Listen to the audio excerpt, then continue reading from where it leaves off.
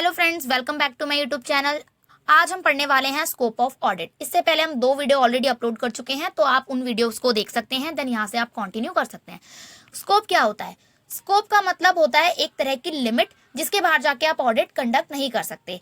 आप इस दायरे में रह के इन सभी एस्पेक्ट्स को आपको कवर करना होता है जो ऑडिट के स्कोप के अंदर बताए जाते हैं। तो क्या है वो स्कोप, चलिए देखते हैं। पहला होता है the audit should be organise to cover adequately all the aspect of enterprises relevant to the financial statement audited.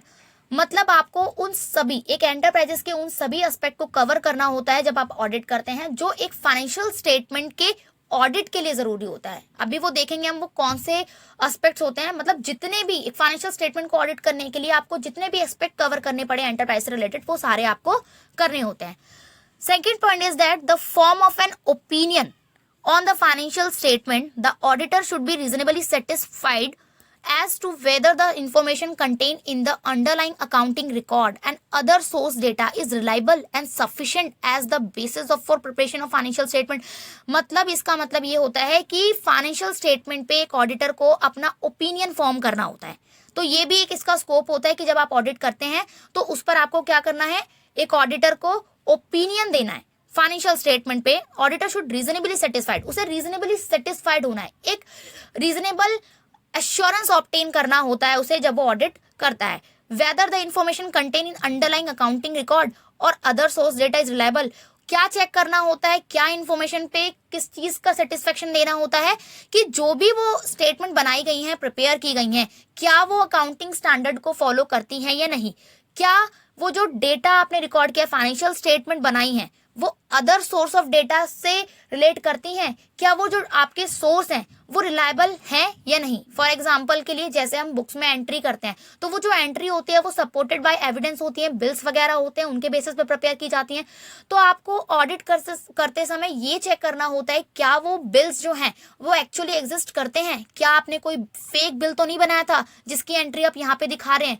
तो ये सारी रिलायबिलिटी को चेक करना एक ऑडिटर का काम होता है, ठीक है। और sufficient as a basis of preparation of financial statement, और क्या वो सफिशिएंट है, मतलब जो भी आपके पास बिल्स हैं वो सफिशिएंट है, एप्रोप्रिएट है आपकी फाइनेंशियल स्टेटमेंट को प्रिपेयर करने के लिए।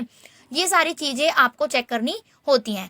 Third point is that in forming his opinion, the auditor should be also be decide whether the relevant information is properly disclosed in the financial statement subject to the statutory requirement where applicable।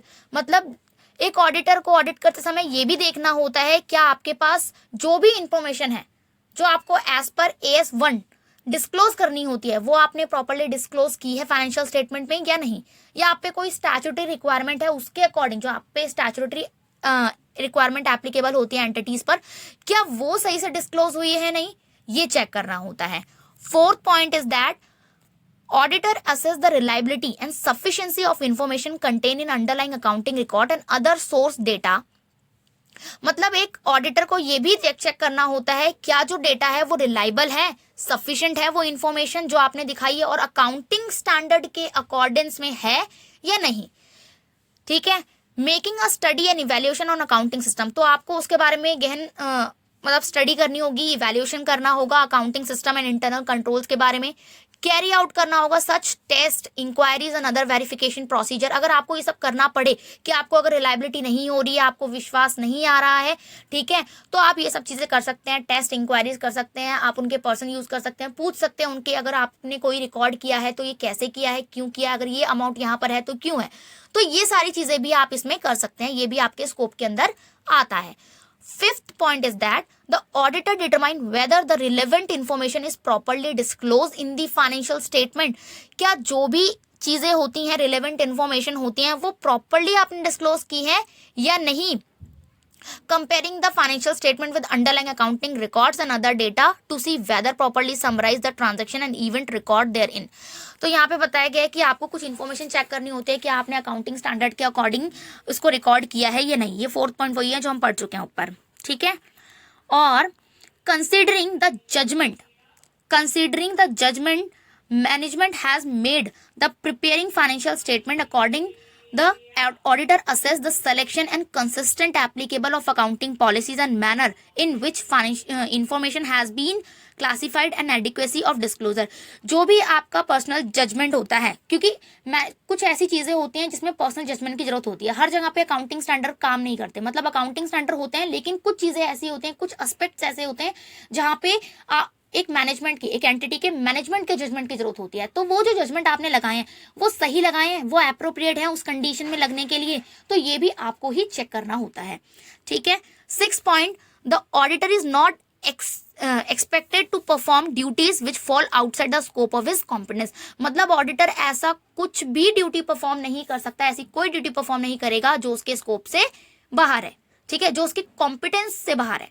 ठीक है. For example के लिए, professional skill required of an auditor does not include that of technical expert for determining physical condition of a certain asset.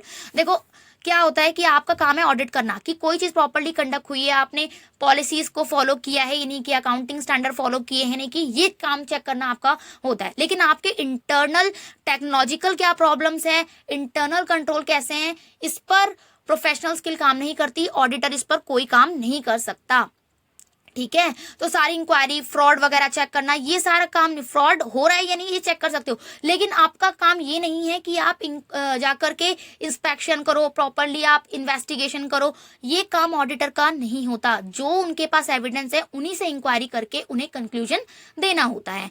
ठीक है. तो ये भी scope के अंदर होता है, और ये इसके बाहर जाके आप एक्सपर्ट, टेक्निकल एक्सपर्ट थोड़ी बन सकते हैं. ठीक है. 7th पॉइंट है हमारा, constant on the scope of audit of the financial statement that impair the auditor's ability to express an unqualified opinion on such financial information should be set out in his report. तो आपको unqualified क्या देना है, opinion देना है. Unqualified मतलब unconditional, कोई आप पे जोर जबरदस्ती ना करे. ठीक है. आप पे कोई इन्फ्लुएंस ना डाले. इन्फ्लुएंस नहीं डालना चाहिए. बिना इन्फ्लुएंस के आपको इंडिपेंडेंट तरीके से कंक्लूजन देना है और अपनी रिपोर्ट बनानी है. ठीक है. And qualified opinion and disclaimer of opinion should be express and appropriate. तो आपको क्या देना है, क्वालिफाइड ओपिनियन देना है एप्रोप्रिएट तरीके से. That's all about.